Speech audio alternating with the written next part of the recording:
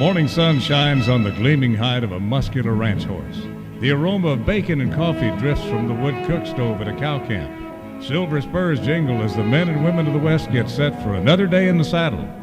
From the heart of Canada's finest ranching country, this is the Spirit of the West with rancher and horse trainer Hugh McLennan and his collection of music, poetry, and conversations with the folks who live and work with horses and cattle in the Spirit of the West. We settled in back at home after a great week out in Alberta for the 40th annual Ivan Dane's Country Music Picnic and Canadian Open Horse Training Competition, where it was so good to be riding Noel, that sweet little Palomino filly from Kelly Leanne of Horse in Hand Ranch. And now it was time to saddle Stanley and go looking for the cows I hadn't seen for a while up on the range. Been over a week since I'd checked on them, and after about 5 hours of riding, I'd only seen about 50. Where were the rest? Well, I'm sure we'll find them, but you know, when you don't see specific cows for a while when they're way out in this big piece of country, you wonder about their fate. And you hope nothing like one of today's stories has happened. And I guess they chased her in the river. They cornered her there in a bad spot, and she went over about a 25-foot vertical bank and hit the water into the Fraser. Into the mighty Fraser River? What are that cow's chances? And a cowboy couple and a mad mama cow is what Baxter Black talks about today. Well, Patty, who's a good cowboy herself, dismounted, went down the rope and flanked the calf just as the calf's mama arrived, registering her disapproval. And an expert will try to explain what has happened and what will happen to the North American cattle markets on the Rangeland News. When we had the discovery in the United States of a cow with BSE. And the Julie Andrews of cowboy poetry, Doris Daly, drops in today. But more than that, the birthplace of a cowboy, generations love. Sometimes saint, sometimes sinner, legend, artist, grand tale spinner. On the Horse Training File, we'll look at the way an untouched Mustang's learning patterns compare to a colt that's been raised around people. And I'll visit with a great cowboy cartoonist right after the title track from Bren Hill's latest album.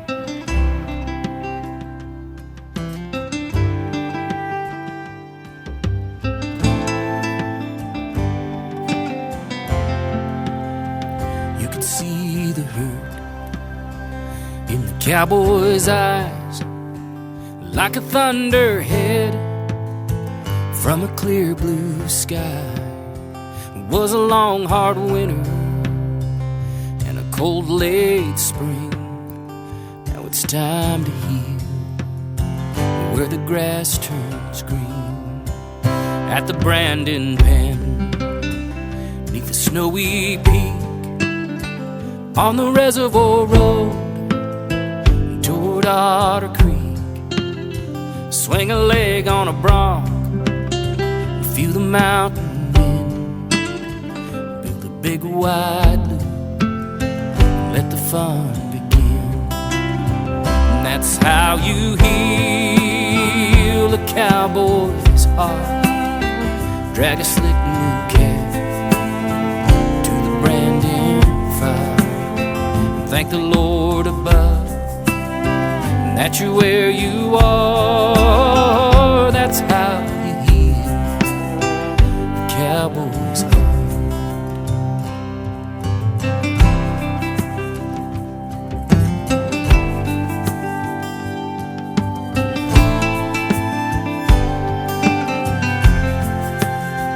Was his youngest son, who was a damn good hand, and he was just a boy, so much a man.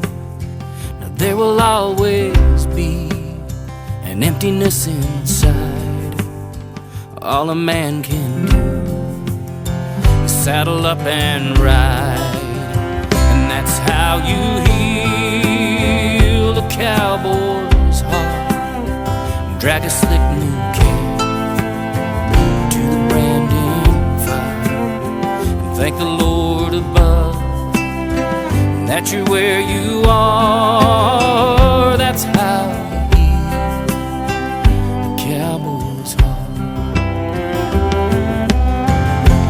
There is healing in the mountains, church. There is peace for the hearts that hurt. There are partners all around you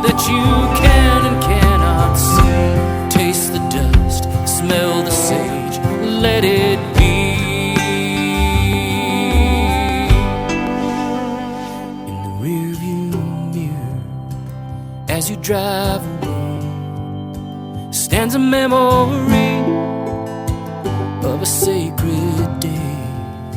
A field of branded calves means a brand new start, and that's how you heal a cowboy's heart.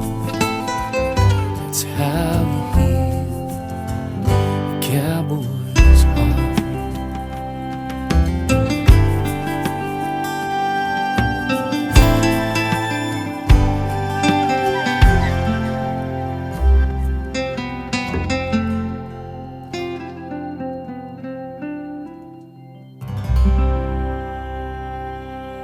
That's how you heal a cowboy's heart. Saddle up and ride. From Brand Hill, that kind of reminds me of a quote from my good friend top hand Miles Kingdon. Every once in a while in our life we need a healing horse. And that's not for healing at team roping or pasture doctoring. That's a horse that can heal your heart. And actually, Miles called him a medicine horse. And they are special. Well, when you go to a big horse show or a rodeo or gymkhana, team penning, mountain trail horse competition, or anywhere you take your horse there might be a time when you need to use one of those outdoor portable toilets. And the question arises then, what do you do with your horse? Well, cowboy cartoonist Wendy Little had a true life adventure about that, and it inspired a popular cartoon. Everybody has to use an outhouse once in a while, and at a gymkhana, I was in there, and there was a hole in the door, and the reins fit through the hole. And so you were inside, and your horse was outside. I was on the inside, contemplating life, and all of a sudden, a bear come down the hill behind the horse, and the horse turned around to take a better look and pulled the door open, and I made a flying leap out. So this is from a personal experience here, and a lot of the other ones too happen that way. And it's one weird thing is all the other cartoonists say you can see yourself in the characters, and what's funny about me is I always draw men. I noticed that, yeah. There's a series on getting a horse to move that I get quite a kick out of here too. 4 different ways to start a horse. Tell me about that. Well, I started off, it was a brainwave. I was doing some other cartoons, so I wrote down push start, pull start, jump start, kick start on my drawing board. And I sat there for a long time, and then I had the picture in my head. It was a matter of drawing it. So I draw it out, and I did 4 different pictures, and my husband, who's my creative consultant, he says, he told me, put it all on one, and I did. And it won me 3rd place recognition for the People's Choice Award in Cody, Wyoming last year. And the day before I won the award, Lean and Tree picked it up, and it's now in cards, posters, and they're doing mugs this winter and possibly T-shirts as well. Wow, so your career is really taken off, and it sounds like something like that is the kind of a boost that you look for. It's scary in a way. This cartoonist thing is maybe a small group in a way for humor, Western humorous art. And we got together, a bunch of us, at our first show last year in Wyoming, kind of as a result of Ace Reed's dream, and he's a friend of some of these people. And after our first get-together, we became a formal club called the Cowboy Cartoonists International, 2 of which are Canadians, Ben Crane and myself, and Ben's from Alberta, and the other artists are from, the other 10 are from the U.S., and we just picked up a recent artist from Florida, Nate Owens, and half of us are Lean and Tree artists about. A guy who could be described as a modern-day outlaw-type cowboy singer is coming up with a good song when The Spirit of the West continues right after this. Welcome back to The Spirit of the West. Cowboy cartoonist Wendy Little has illustrated the great books of a vet's life written by Dr. David Perrin. She's done all the drawings for the poetry books of the late Mike Bahallo, and her work has appeared in a bunch of Lean and Tree products and projects, but horses have always been a big part of Wendy's life. I started riding when I was about 10 or 11. We finally were we finally bought an acreage for the family, and my grandmother, she's from Montana, and she always brought me up with horse stories. She was from the Great Falls area, and I couldn't wait to get on my first horse, and she bought me my first pony. And I didn't realize that he'd been foundered, and he floored me more times than I stayed on his back, and I learned how to hang on, and I rode bareback. My dad wouldn't buy me a saddle until I'd rode for a few years bareback, and it escalated from there. He didn't want me to have the spoilt kid syndrome. My folks never took me to horse shows or anything. So they wouldn't get me a horse trailer. I had to ride my horse from the little village of Parson to Golden, which is 30 miles. I rode her 30 miles to participate in a gymkhana, and did the gymkhana the next day, rode her back the day after that. And I had that sort of persistence with the horses. And finally, after I was married, many years later, I got my horse trailer. But I think it's my great love for horses. I did a bit of showing and had a little bit of fun with that. But I find where I found home was just with the working cowboy, and that's what I admire the most, just those guys whose horses they don't need a judge to tell them that it's a good horse. They get on there, and that horse may be uglier than anything and walk around on 3 legs or something, but he knows his job. That's for sure, and it's what's between those ears that's worth more than anything else you see on the outside, isn't it? That's what I find as well. Just a good old family horse, and some of these people, I tell you, they'll pick up the ugliest cayuse with no papers at all, and you wonder how that horse does it, but it's sort of interesting. Yeah, well, and they've got that heart and that desire, and they can relate to the rider. Boy, that's where it all comes together. Now, I'm going to let you in on a phone call I got a while back where a listener told an incredible true story about a cow that fell into the mighty Fraser River. First, though, here's the modern-day outlaw cowboy Royal Wade Kimes. Up in the mountains or out on the plains, an old creaking saddle matches my pain. I'm bent and I'm broken, but I'll never flinch. Old and I think this life is a cinch.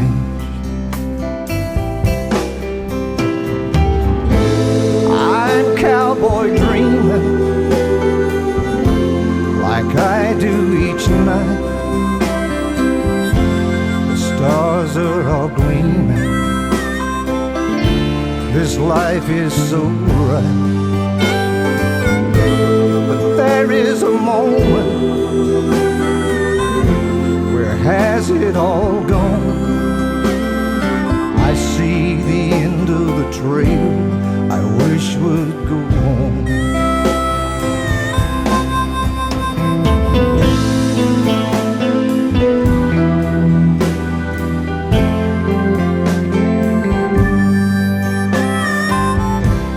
I smell burnt coffee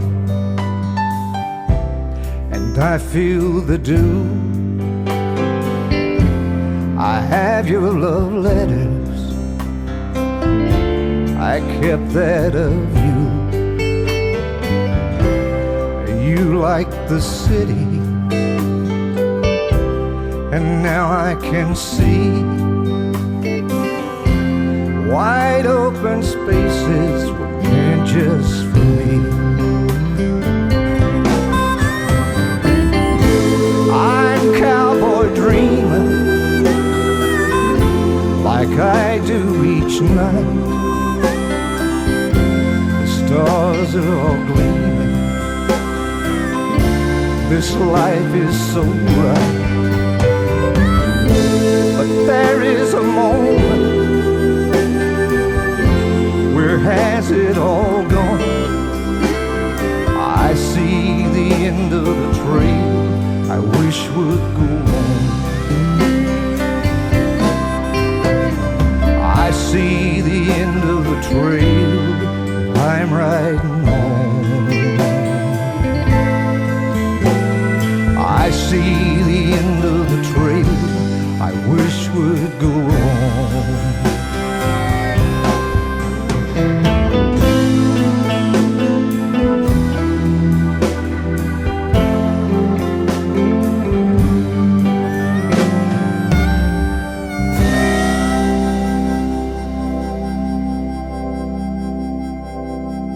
Cowboy dreamin'. Been a good year for that.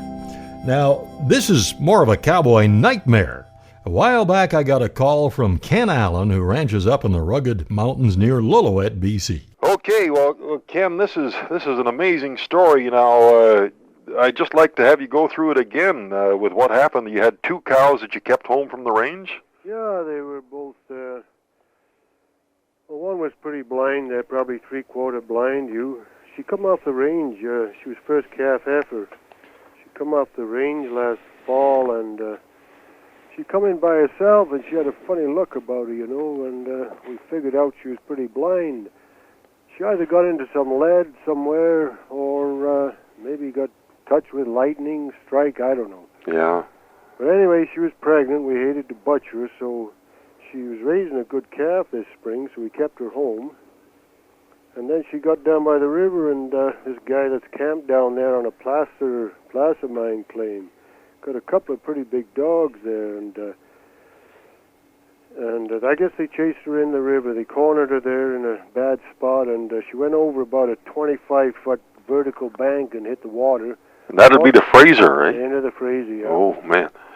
Yeah, water was really high a couple of weeks ago, too, about as high as it's been this year. And then we tracked her down about 200-300 yards further down, Hugh, and she came out of there, a little bit of sandy beach, and there's dog tracks again, and back in the river her tracks went, eh? So that's Friday, and Friday morning. And then Friday afternoon, Lytton Ferry spotted her right in the middle of the Fraser, just heading downstream. And then we kind of gave up on her. We phoned the fisheries, and they said they'd keep an eye out for sure. You know, they patrol the river pretty steady this time of year. Yeah. And this is definitely not the end of the story. The rest is still to come. Baxter Black has a ranching couple's true life adventure, and I've got a song from the great R.W. Hampton. Then the Rangeland News when the Spirit of the West continues right after this. Howdy, friends. This is Baxter Black on Spirit of the West with Hugh McLennan with a little peek at the Cowboy Way. What holds the loaded 30,000-pound trailer to the heavy-duty truck? What holds the 38-foot RV trailer to the dually? What holds the 2-horse trailer with your daughter's favorite pony to the half-ton pickup? Well, the odds are it's a B&W trailer hitch, probably a turnover bowl, American-made, employee-owned, customer-tuned, and proud of their part in America's greatness. B&W, holding things together down the road. A good cowboy will go beyond the call of duty and even put himself in harm's way to help a suffering beast. Doug and Patty run a ranch in that big, wide country in eastern New Mexico. Last spring, they'd received several loads of cow-calf pairs. The weather was against them, and the calves went to scouring. The cows were turned out into a big pasture, and treating the calves wasn't easy. The morning of the incident, their neighbor Caleb came to help. He was riding a big mule. They trailed to the cows and spotted a good-sized calf looking humped up, and they watched for a minute and confirmed that he was, in fact, afflicted with the scours. Doug eased up and dropped a lazy loop around his neck. Now, it is a strange but almost predictable occurrence that a calf who appears to be on the edge of his last breath can suddenly become a dynamo of jackrabbit speed and mad dog energy when suddenly caught with a rope. Doug pulled the horn knot tight on his saddle as the calf slashed back and forth like a 200-pound marlin. Caleb was hauling back on his mule to get out of the way, but not in time. The calf went around the outside of the mule and dang near toppled him before they jumped clear. The mule took off in high gear, Caleb a-mashing on the brakes. You could smell him burning as he disappeared over the swell. Doug kept his pony facing the calf till it tangled the rope in some brush. "Quick, Patty," he said, "flank him and give him a Sudafed and some LA-200. Well, Patty, who's a good cowboy herself, dismounted, went down the rope, and flanked the calf just as the calf's mama arrived, registering her disapproval. She was blowing snot as Patty maneuvered around, trying to keep the calf between herself and mama. Doug saw Caleb out of his peripheral vision racing back to the scene. Great, he thought, help's on the way. Well, the mule's still out of control, on autopilot, so to speak. He never slowed but jumped the stretched rope like a steeplechaser. Caleb never shifted in his seat, and he disappeared out the other direction. Patty managed to give the shot and peel the rope off, but the cow gave her a good roll anyway before chasing off after the baby. I was looking at Patty while Doug was telling me this story. She had that resigned look I see in ranch women's eyes. "By gosh, Doug," I said, "you're a heck of a cowboy. Did all that and never got off your horse." "Yep," he said, "I was training him." This is Baxter Black on Spirit of the West with Hugh McLennan, brought to you by B&W Turnover Bowl. Just ahead of the Rangeland news, R.W. Hampton has been selling out his tour of Arizona in the last couple of weeks with his pure cowboy music, and if you listen to this show, you know he's the real deal. Here's one of his that I haven't worked in until now. It's called Letting Go. I was riding alone in the Rockies. Nothing was bothering me. I'd made all the choices in my life, in charge of my own destiny. I thought I had all of the answers, the master of my own soul. I never relied on anyone else. I figured that I had control. Then in a heartbeat it happened. A blizzard hit hard like a train. A storm that came out of nowhere, like a bronc that I couldn't tame. There wasn't a trail I could follow. The path was covered with snow. I couldn't see where I had been, and I couldn't see where I should go. I had no choice in the matter. I just couldn't wander and roam. So I let loose the reins of my pony, said, "Come on, Jake, take me home." Well, the storm kept on a-raging, and I couldn't find which way to go. But old Jake, he just kept on going, through the ice and the wind and the snow. Seemed like we wandered for hours, lost on some uncharted course. And all I had left to believe in was the faith that I placed in my horse. Well, I knew the storm was a killer. The sharp wind cut like a knife. A shuddering chill shook my body, and I knew it was stealing my life. I pulled up my collar around me, I folded my arms to my chest. I raised up my head and cried out to God, "Please grant me this one request. Lord, if you see fit to save me, even though I've gone my own way, I promise you, if I make it through, I will trust you till my dying day." Suddenly Jake walked on faster. He snorted as he caught the scent, and through snow-crusted eyelids I saw it, the faint yellow glow from a tent. The boys came out and held me down. My body was bent from the cold, but after some coffee and time by the fire, this story just had to be told. Yes, God heard my prayer when I cried out. His mercy he freely bestowed. And I learned the meaning of trusting from a horse and a trail that I rode. You know, Lord, it's been a tough lesson. It's something that I should have known. When the storms of life rage around me, I just cannot go it alone. I have to let go of the reins, and I have to let you be my guide.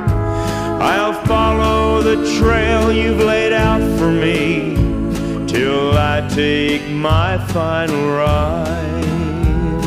So when I think I can do it myself, when I think there's no one I need, I'll remember that night in the Rockies, and I'll gladly give him the lead.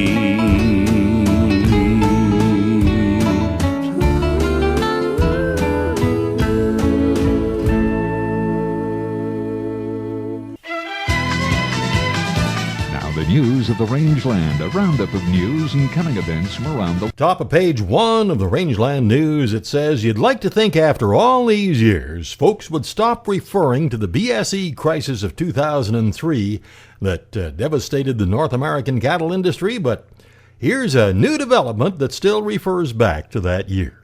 U.S. beef will soon return to Brazil. This all goes back to 2003, when we had the discovery in the United States of a cow with BSE.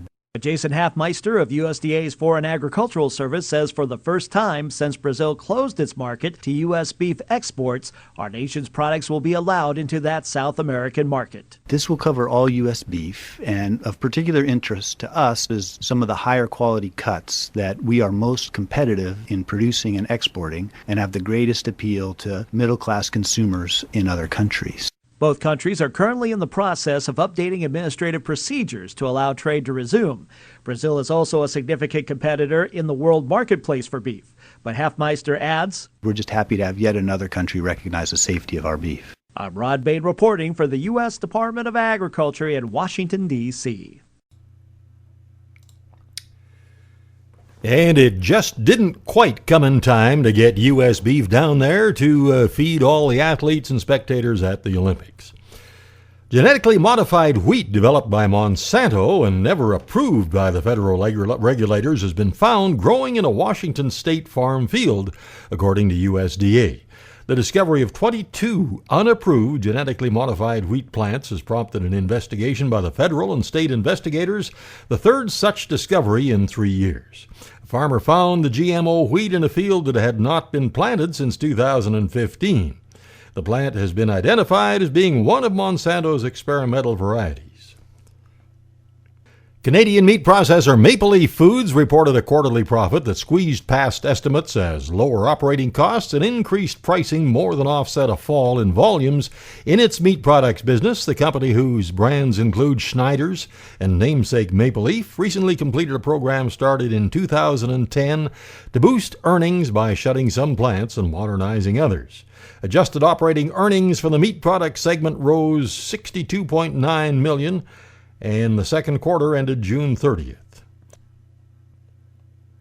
Recently, there has been some concern that consuming milk containing elevated amounts of estrogen could affect blood levels of the hormone in humans, leading to an increased risk of some cancers. But a new study published in the Journal of Dairy Science investigated cow's milk effects on blood hormone levels in adult mice and found that naturally occurring levels and even supplemented levels as high as 100 times the average had no effect on the mice.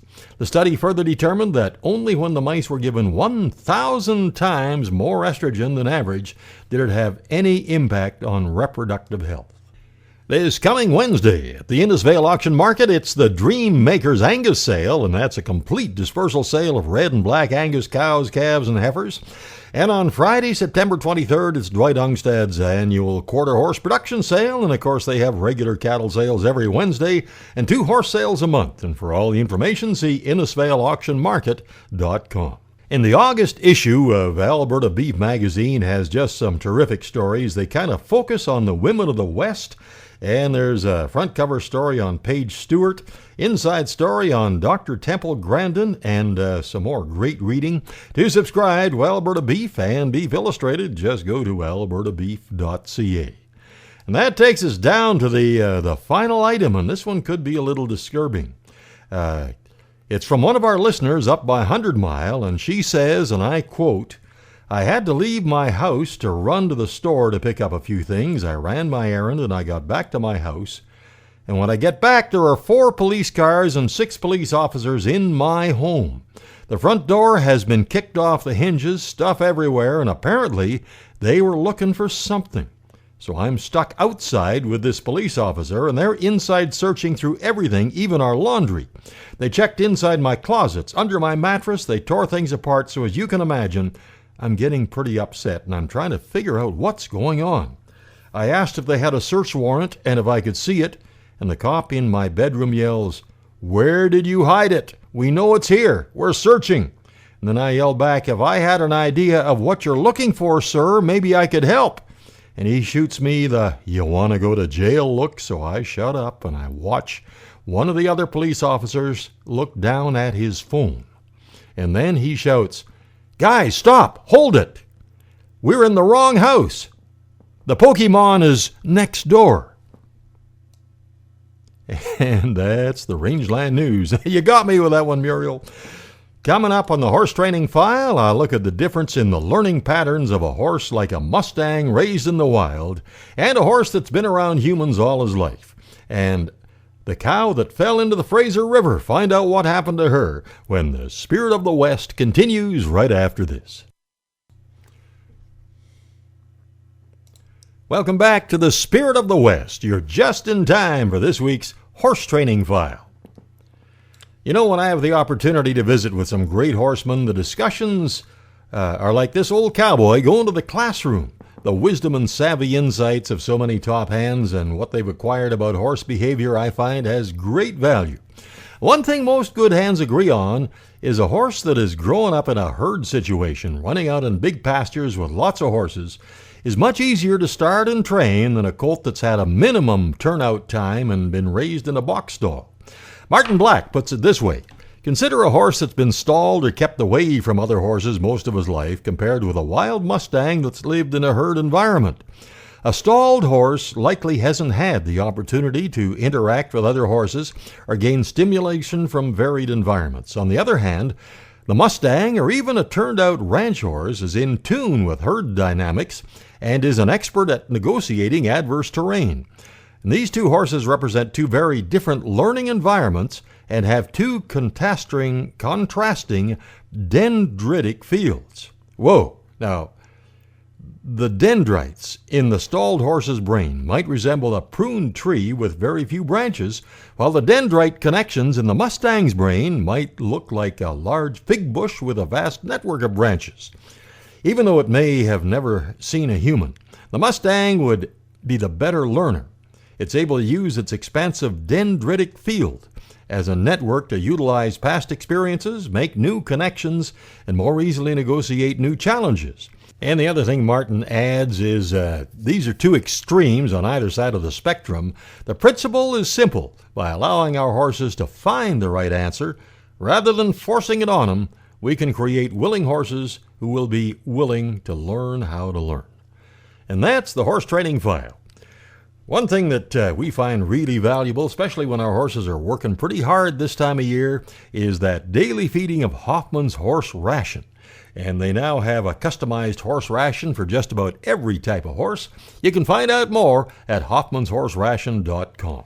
Would you like to visit one of the most spectacular continents in the world with elegant accommodations, exotic destinations, amazing shore excursions, and a wonderful group of folks and the best guides you can find? Where the deep blue pearly waters wash upon white silver sand. Here's how you can do it. January 14th to February 4th, 2017, our cruise directors Jim and Karen Bell are hosting a 22-day cruise and tour of South America.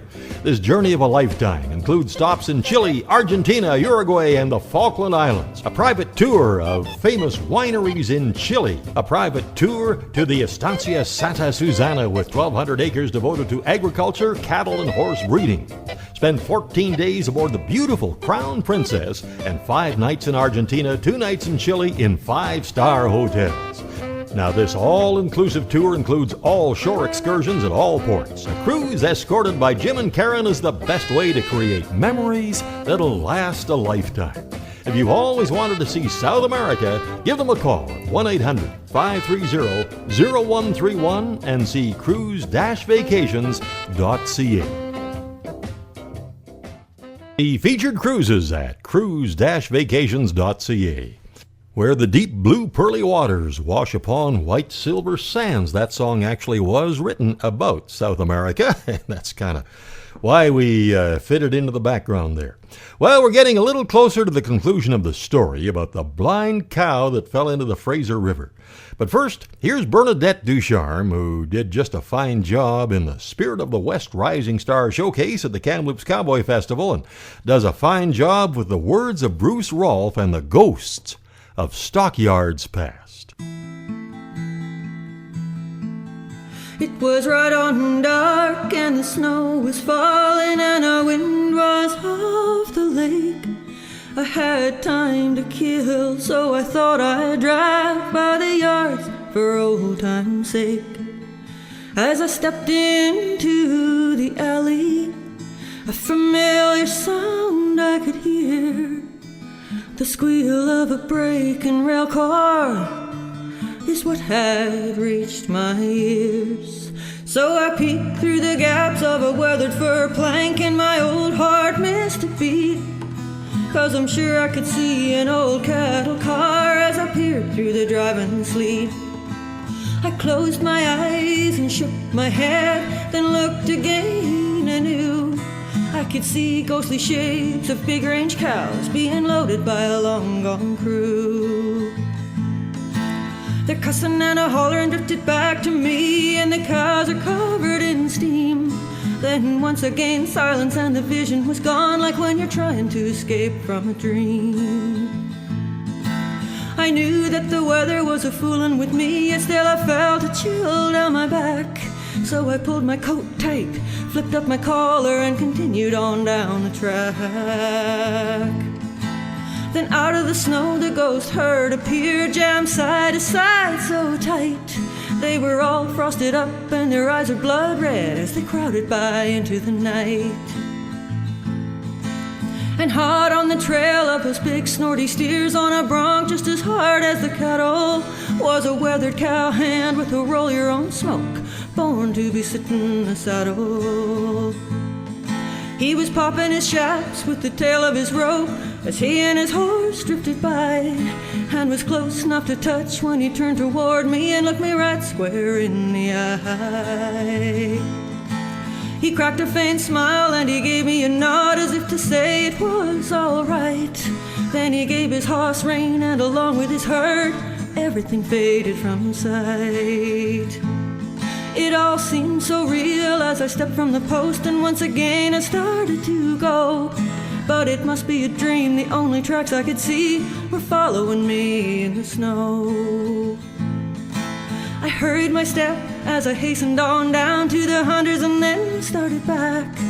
Then paused as I'm sure it was smoke I could smell as I stood by the old Brandon shack. There was banging the gates and bawling the cows that were worked by an unearthly crew, while pale figures above on the catwalk watched me as I walked the short alley on through.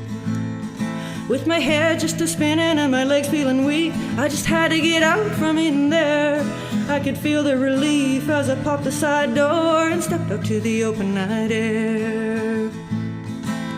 Wonder of wonders, the storm had ceased. The sky was all stars and moonlit, with one star to the north that outshone them all, drew my eyes and my soul up to it.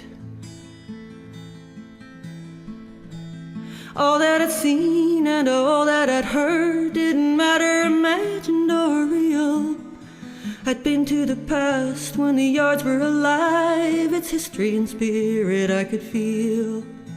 Yet as we've moved on, as move on we must, and know that for all I can say, it's the pride and the soul of those present and past that binds us together today. It's the pride and the soul of those present and past that binds us together today. Wow, the ghosts of stockyards past. My goodness, takes us back to Oh, so many places. That, of course, probably was inspired by the BC Livestock Co-op Yard in Williams Lake, but so many places like that. Valley Auctions at Armstrong and Old Highwood Auctions at High River.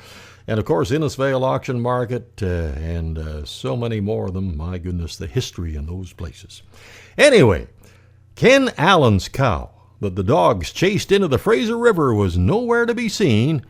And, by the way, the cow was blind. And Ken picks up the story. So then on July 25th, the fisheries called. This will be Thursday, I guess. Said they saw her down between the bridges down Alexandria below the Hell's Gate Rapids. And she was still alive. She was in a back eddy there. Wow, she went through Hell's Gate. Yeah, you bet. She went through Hell's Gate. We raised some pretty tough Herefords down this neck of the woods, eh? Boy. So what did they suggest doing, or what did you want to do with her when you heard she was down there? Well, this was Saturday when the news got to us, and we couldn't get a hold of nobody. We couldn't get a hold of the fisheries guy that had seen her there, because we didn't know if she was still swimming downstream or dead or alive or what. So then the fisheries called back on Sunday and said, this Howard Johnson, he's a paramedic out of North Bend, across the river from Boston Bar. He heard about it, and he got 2 or 3 buddies together, and they got her out of the river there. And brought her home. He's got a little homestead there, and put her in his pasture, and he said she's looking pretty good. My gosh. A little bit snotty nose, but getting around all right. Yeah. Man. So that's just amazing. I bet she was clean when she come out of there. Oh, she was just clean as a new pin there. Yeah. Running through the squeeze there, Hugh, and even the inside of her ears would just scrub right out. Just like clean her right out. Brother. Well, back with her calf, and everything's happy again. So you got her back home now? Oh, yeah. We just got her back home yesterday. Oh, man. Well, that's an amazing story, Ken. Gosh, I wouldn't have bet that a cow could survive a trip down the Fraser through Hell's Gate like that. I wouldn't think there'd be a chance in the world. You know, this is what the local guys down there said, too, Hugh. They said they never heard of an animal surviving through the rapids there. Wow. Well, she's home in the corral, so we got the proof. Boy, that's one for the book. You betcha. Yeah, well, Ken, thanks for calling up with that story. That's just great. If anything else like that happens, you call back, okay? Oh, you betcha, yeah. Okay. You betcha, thank you. You bet. Appreciate that. Yeah, okay. Great. Well, that happened quite some time ago, but it's worth hearing for sure. And we have a pretty neat classic song of the West and a good piece of cowboy poetry coming up when the Spirit of the West continues right after this. Welcome back to the Spirit of the West and our classic Song of the West segment. You know, it was 1935 when a young man who'd migrated west to Alberta from Nova Scotia had an early recording session. And the result was a collection of songs under the title Yodeling Hillbilly. Wilf Carter had, as you know, worked on ranches in southern Alberta, done some rodeoing, and then got a job guiding dudes in Banff National Park for the Brewsters.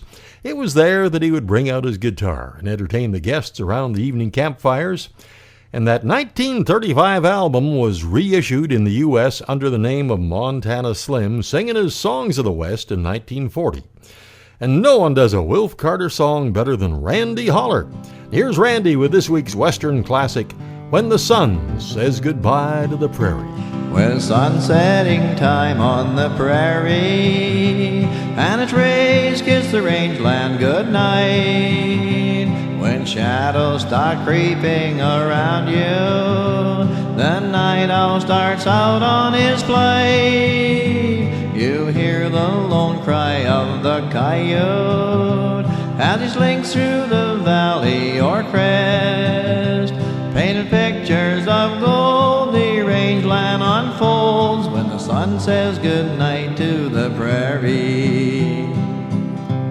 When the sun says goodnight to the prairie, and the birds in the trees hush their songs, the cattle bed down in the valley, the night herder slowly rides along. The whole world seems wrapped deep in slumber while the flickering ranch light grows dim.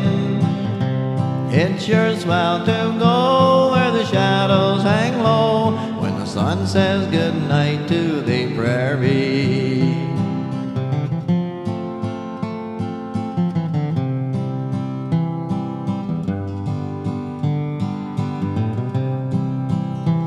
When the sun says goodnight to the prairie, I'll be headed for that great divide. There's my little blue-eyed prairie sweetheart. I'm longing to be by her side. She promised she'd meet me at twilight at the gate of the old home corral. There's romance in the air, and I'll be on my way there when the sun says goodnight to the prairie. When the sun says goodnight to the prairie, and the birds in the trees hush their songs, the cattle bed down in the valley, the night herder slowly rides long. The whole world seems wrapped deep in slumber, while the flickering ranch light grows dim. It's sure swell to go where the shadows hang low when the sun says goodnight to the prairie. When the sun says goodnight to the prairie. When it comes to cowboy poetry, we're pretty proud of Doris Daly. She's won numerous awards, of course, and is in demand for gatherings and festivals and events all over the country. And she does a lot of performing in the U.S. Now, before I turn it over to Doris, I've got to ask the indulgence of our faithful U.S. stations, Ann James at KZIN in Shelby, Montana, and of course good old Carl at KBFS in Belle Fourche, South Dakota, and KYDT in Sundance, Wyoming, and the folks at AM 1700 in Albany, Oregon, and any others I might have missed for this, because it is kind of about a Canadian legend of the West. Here's Doris. Will James was a brilliant and very authentic cowboy, and a cowboy story writer and illustrator back in the 30s and 40s. He was born on the trail, coming up from Texas. He was orphaned on the trail. His mother died in childbirth, and when he finally got to Montana as a toddler, why then his father died, and he was left an orphan at the age of 2 years old. And an old French-Canadian fur trapper adopted him and raised him as his own. So even as an adult, that's why Will James spoke with a French-Canadian accent. Right?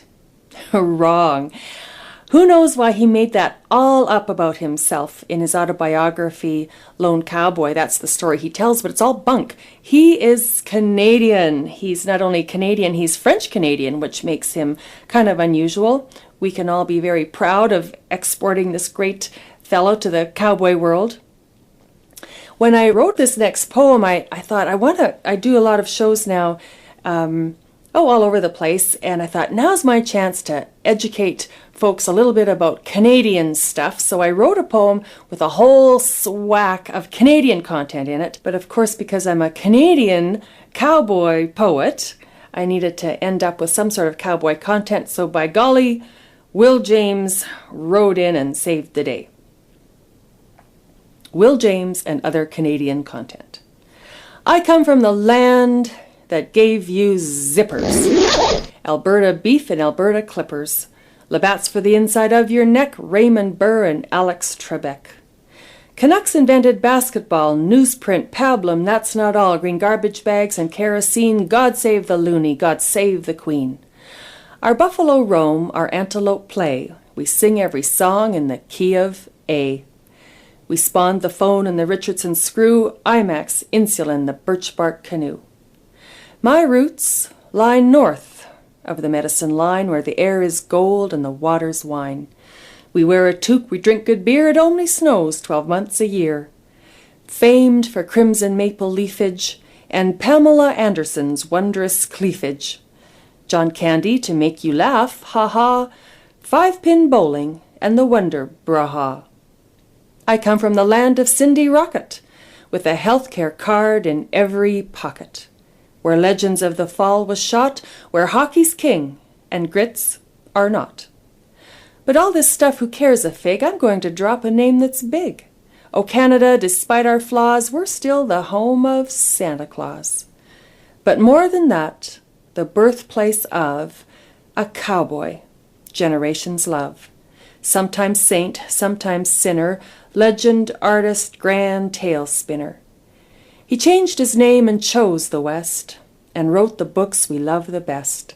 Lone Cowboy, Smoky, Sand, and more, the blood and bones of cowboy lore. As heroes go, Ernest Dufault rides tall wherever west winds blow. Here's to unhobbled dreams, unbridled claims. Bravo, our bold, beloved Will James. Well, thank you so much for making the ride. Sure hope you can join us right here next week at the same time. And thanks again to our great support crew, Mark and Kathy McMillan. See them at meadowsprings.com. By the way, our 2017 Spirit of the West Cruise and Tour of Alaska is almost full. We still have just about filled our allotment of cabins, but we might be able to fit in just a couple more. You can get all the information on our cruise page at hugh-mclennan.com or give Jim and Karen a call at 1-800-530-0131. And be sure to check out the latest issue of Canadian Cowboy Country Magazine. Man, I couldn't put this one down. It's at your newsstand or call 1-800-943-7336. Till next week, I'm Hugh McLennan. Hope to see you down the trail somewhere real soon.